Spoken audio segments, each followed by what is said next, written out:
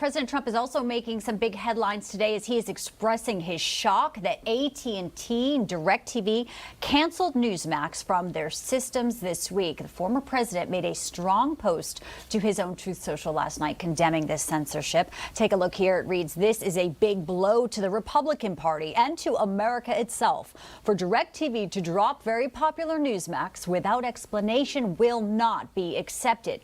Trump also saying the radical left seems to have taken over the mind and soul of AT&T. Now, President Trump urging all Americans to boycott both AT&T and DirecTV. He even suggested not just canceling DirecTV services in UVerse, but all AT&T services, including cell phone and wireless. Now, if you would like to stand with us, call 1-877.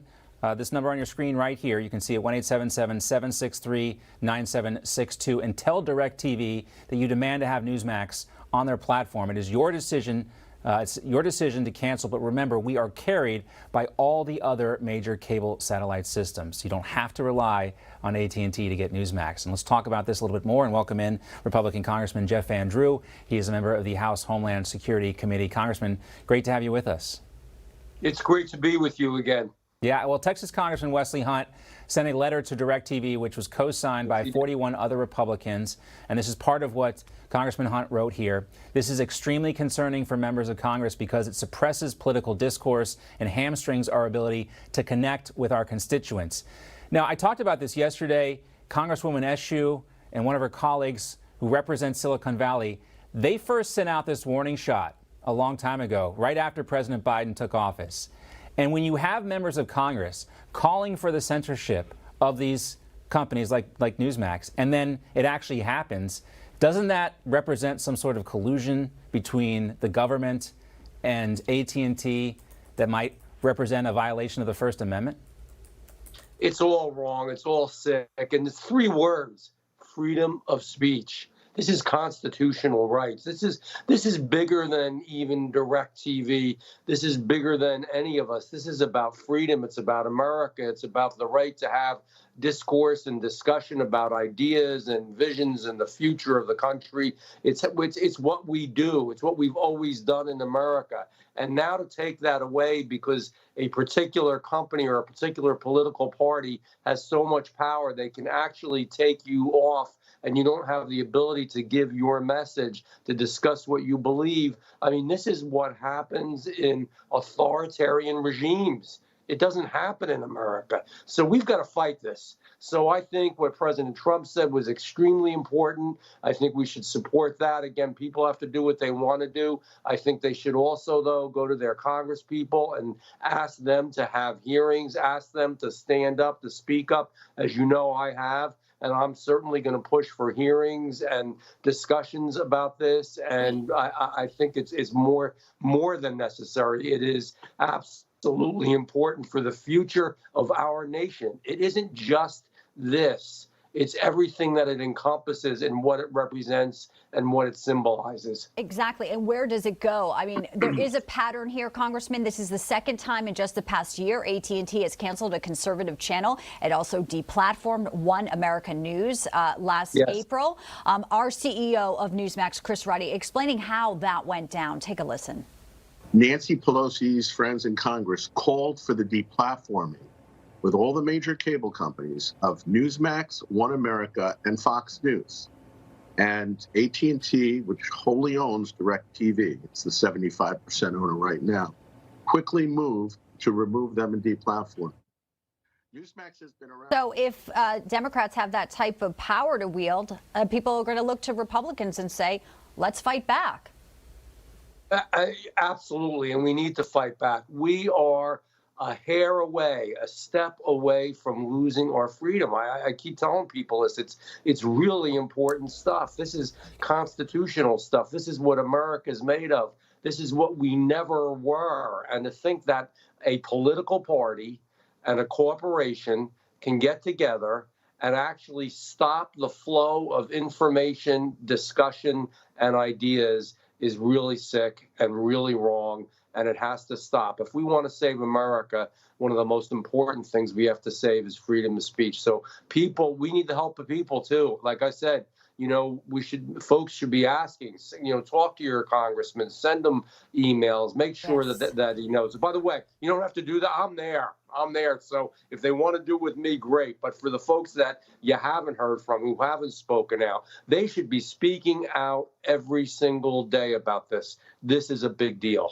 It sure is. Let's spend a moment here to discuss Congressman Adam Schiff. As you probably have heard, he did officially announce today he's running for Senate in California, going after Dianne Feinstein's seat. Well, he's been also kicked off the House Intelligence Committee, and we found, his reaction in a TikTok video of all platforms. Take a look at Adam Schiff's reaction to being booted off Intel. We knew it would be bad when the Republicans took over, but it's far worse than we expected. But I can promise you this is not the end of my fight for our democracy. This is just the beginning. Please join us. Is there some irony here, Congressman Van Drew? TikTok, is the one that CCP can, steal Americans' data, and that's where he's using and not even addressing this and complaining about national security, and also your reaction to him throwing his name in for Senate in California. Well, I'll start with the second one first. I didn't think you could find anybody worse than Dianne, but somehow I guess the political system has managed to do so. He'd be an awful senator, and he's not a good congressman, and he doesn't tell the truth. And, telling the truth is a very basic piece of hopefully being a good representative in America. And then secondly, going to TikTok, knowing what we know about TikTok, knowing about their relationship with the communist Chinese, you'd almost have to wonder, and I'm not being mean-spirited, is he closer to the communist Chinese or to America? I don't know, because it's really hard to figure out. The bottom line is he should be taken off, not because of the precedent that the Democrats set. That's just one part of it. The bigger issue is he lied. He didn't tell the truth about Russian collusion. He didn't tell the truth about what he did see that was classified. And he actually, in what he said, altered what he saw.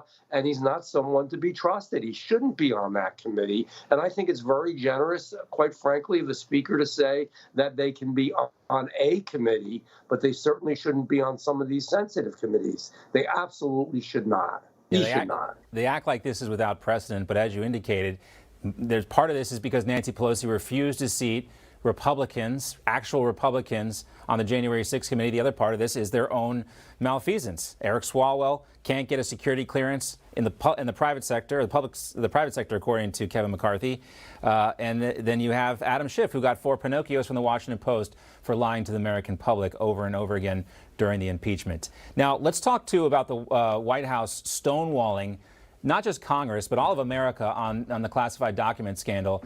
Here's what Senator Tom Cotton is now suggesting happens. He says, I'm prepared to refuse consent or fast track any nominee for any department agency and take every step I can on every committee on which I serve to impose consequences on the administration until they provide these documents for the Congress to make our own informed judgment about the risk to national security.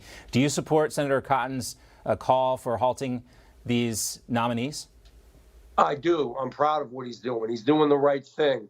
This is life and death to the American Republic. All of these issues that you're hitting on today are so extremely important, and we're on the edge with all of them.